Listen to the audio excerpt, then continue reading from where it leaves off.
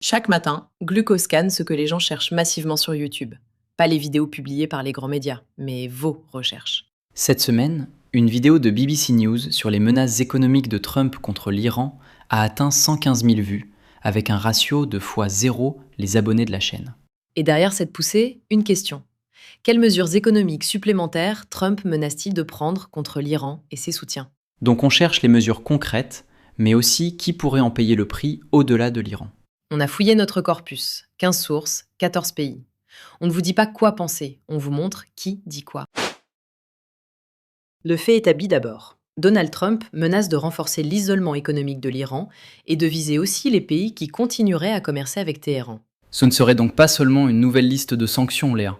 Le quotidien Asharq al-Awsat évoque un resserrement des accès financiers, pétroliers et commerciaux, présenté comme une alternative à l'escalade militaire. Avec un coût transféré au soutien de l'Iran.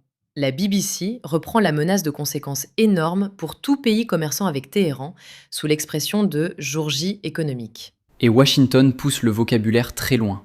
NHK World cite une opération économique écrasante et la plus grande isolation économique coordonnée de l'histoire du monde.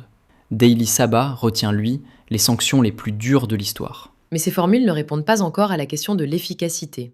La BBC rappelle que cet outil est employé depuis des décennies et s'interroge sur ses résultats.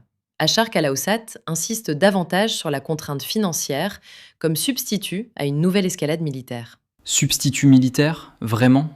Al Jazeera relève que Scott Bessent associe sanctions et blocus à l'objectif de faire s'effondrer le gouvernement iranien. Et l'Universal reprend cette même articulation entre isolement économique et effondrement du régime. Tu as raison de distinguer les deux genres. Éviter une offensive de grande ampleur ne signifie pas réduire l'objectif politique affiché. Hindustan Times rapporte justement que Bessent présente cette option comme un moyen de rendre moins probable une reprise militaire de grande ampleur. Observador met aussi cette dimension en avant. Voilà la première réponse. Davantage d'isolement financier, pétrolier et commercial, avec une menace secondaire contre les partenaires de l'Iran. La divergence porte sur le sens de cette pression. La BBC questionne un outil ancien, tandis qu'Al Jazeera souligne l'objectif déclaré d'un effondrement du gouvernement. Mais cet isolement, concrètement, comment serait-il appliqué ? La BBC estime que les mécanismes restent flous avant la conférence annoncée par Bessent le 24 août. NHK World cerne déjà 3 cibles : les transferts d'argent, les achats de pétrole iranien et les transports maritimes. Même menace, deux focales. La BBC met en avant l'incertitude stratégique. La chaîne japonaise dessine son périmètre opérationnel. Et ce périmètre dépasse l'Iran.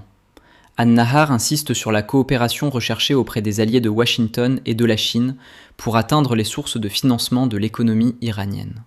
Le Chosun Ilbo déplace l'accent. Il présente surtout une injonction binaire aux alliés, sommés d'être avec Washington ou de s'y opposer. Donc coordination internationale pour An-Nahar, pression sur les partenaires américains pour le Chosun Ilbo. La mesure supplémentaire, c'est aussi ce choix imposé au soutien de Téhéran.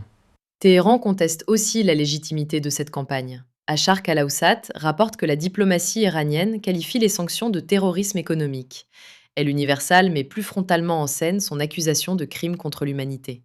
Abbas Araghchi ajoute dans NHK World que le plan serait une diversion conduisant à une nouvelle défaite. Le débat ne porte donc plus seulement sur l'efficacité des sanctions, mais sur leur légitimité politique. Et cette bataille de légitimité rencontre une question très concrète. Jusqu'où Washington peut-il frapper les soutiens économiques de l'Iran sans ouvrir un autre conflit commercial ? Au centre, il y a la Chine. Elle achète plus de 80% du pétrole iranien expédié, rappellent Chosun Ilbo et Hindustan Times. Mais Pékin exporte aussi beaucoup vers les États-Unis, notamment des minerais de terres rares. Une sanction secondaire pourrait donc déclencher des représailles. Et Washington entretient le flou. Al Jazeera relève que Scott Bessent évite de dire si la Chine sera directement visée. Il avance plutôt que Pékin aurait intérêt à rejoindre l'effort pour réouvrir le détroit d'Ormuz et réduire les prix de l'énergie. Observador insiste, lui, sur la dépendance chinoise à l'énergie du Golfe. Donc, à la question du public, la réponse reste conditionnelle. Trump menace les pays qui soutiennent l'Iran, mais la capacité réelle d'isoler Téhéran dépend largement de Pékin. C'est l'angle central d'An-Nahar. Avec une divergence nette. An-Nahar mesure surtout la coalition économique que Washington peut construire. La BBC élargit le doute. Ces sanctions peuvent-elles réussir là où d'autres stratégies ont échoué, alors que la ligne américaine reste encore peu lisible? Mais concrètement, quels pays, quelles entreprises et quelles institutions seraient visées, et par quels outils?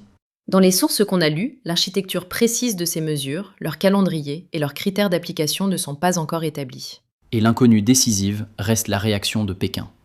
Menace américaine ne veut pas dire alignement chinois. Exactement. Parmi les récits retenus, Anne Nahar et la BBC laissent aussi ouvertes deux questions. Jusqu'où Washington acceptera-t-il d'exposer ses alliés et les marchés pétroliers? Et cette pression économique modifiera-t-elle réellement les choix de Téhéran? À ce stade, notre échantillon ne permet pas de trancher. Cette vidéo existe pour une raison simple. Vous avez massivement cherché cette question sur YouTube. Et nous avons répondu avec notre méthode, comparer les récits, montrer leurs écarts et dire clairement ce qui reste incertain.